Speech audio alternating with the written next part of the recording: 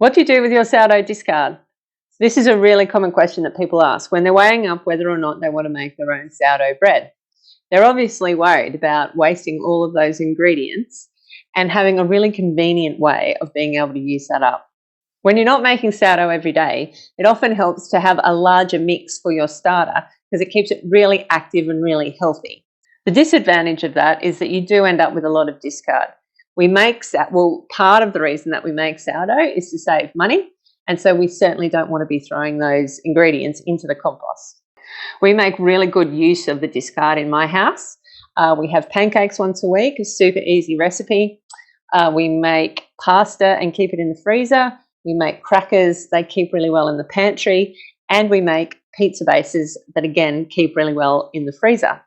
What I'm going to show you today is the sourdough discard pizza bases.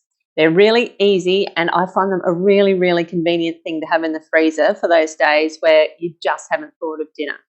They make a really crispy pizza base, which I really enjoy, and they're much better than the stuff I can buy at the supermarket, which I find to be really, really bready. Okay, so let's get into making these pizza bases. So you're going to need 200 grams of the sourdough discard. This is also one of the reasons that I love this recipe, because it uses quite a lot of the sourdough discard. So you've got 200 grams of the sourdough discard, you've got 280 grams of water, and you've got 20 grams of honey. Now, I tend to use warmer water because it helps that honey to melt into the mixture, and tap water is fine. You don't need to use any type of special water for this. It is okay. So you're going to mix that up. Then you've got 30 grams of olive oil, 500 grams of flour, and 20 grams of salt. Now, I don't own a mixer. I just do this by hand, and I find that it's really easy to make. So now you're going to mix that up, and it's going to form a dough. Now, I like to scrape down the sides and make sure that it's all as a part of the mixture. So once it's mixed, you're going to set it aside for 30 minutes to rest. Then, after it's rested, you're going to tip it out of the bowl and knead it for anywhere between 5 to 10 minutes. You just basically want something that's nice and smooth. I tend to find that it doesn't need the full 10 minutes. I just do it anywhere from sort of 5 to 7 minutes. Leave that out until it doubles. Now, the length of time that it will take to double differs between seasons, so that it can take up to 6 hours in winter, which is what we're going through at the moment. So it's taking a while to double at the moment, but in summer it may only take a couple of hours. Once it's doubled, you then split it into 5 200-gram portions, and you just leave those on the counter to sit. I just tend to ball them up. You just leave them to sit for at least an hour. So once these have sat, you then start to form them into rounds. Now, this takes a bit of practice.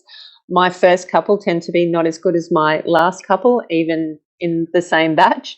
So it just takes practice, but I do it with my fingers. I don't do it with a rolling pin, and it makes a really, really good base. So then I have a board that I put these on top of, and I basically just have brown paper underneath each of the pizza bases, and I just stack them up one on top of the other.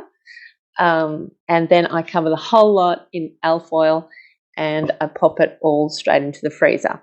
Now, it can be advantageous to check that an hour or two after you put it in the freezer, just to see if there's been any bits that have gotten caught, just so that you can remove them.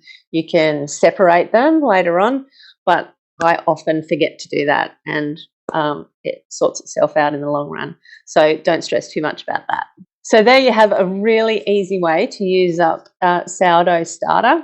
It turns it into a really super convenient dinner option that saves you money and is much, much better product than what you can buy from the supermarket. If you haven't tried sourdough discard pizza bases yet, please do give it a go and let me know in the comments section how you go. Then if you guys do have other ideas on how to use up sourdough discard, please do comment below, and let's make this a really good resource for people in the future. Thanks very much for coming along today. I'll see you again soon.